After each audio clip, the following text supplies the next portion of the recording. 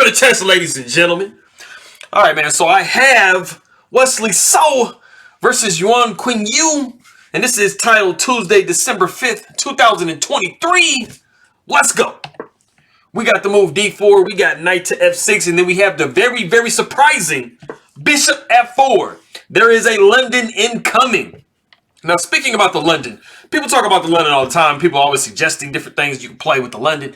Basically, the London is a setup type opening. It's really easy kind of for beginners to learn. You know, you kind of understand where the pieces go and kind of the majority of the ideas. You can kind of play it against anything. So it has definitely a good allure to it, but it is very solid.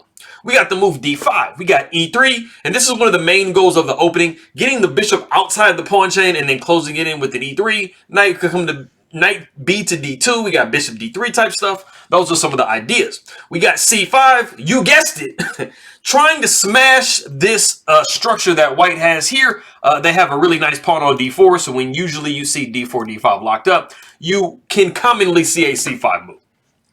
Pawn takes C5. We got knight to C6. And this is one of the other things as far as black is concerned that you really do like to do. You like to move that C pawn to C5 first before you commit the knight to C6. Because you definitely don't want to block your pawn in. We got bishop to B5. And there is a little trick that is in the position possibly. We are trying to pin this knight down so that E5 is not effective. And also we might be able to hold the pawn with B4.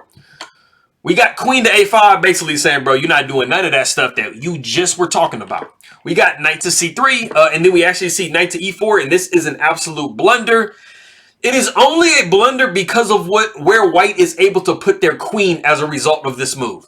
It basically completely abandons the D5 pawn. So after we see queen taking D5, you do have this queen perfectly where you need it. After we see knight taking C3, which might kind of seem like, hey, man, I had a discovery going on. I'm hitting your queen and your bishop. But we just see bishop taking C6 with check.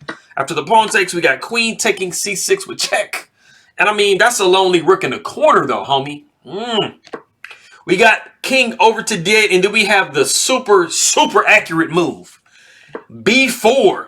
It might be kind of strange looking at it first because you're like, what is B4 doing? Queen's going to take B4, and I mean, there's still that discovery, right? Absolutely incorrect.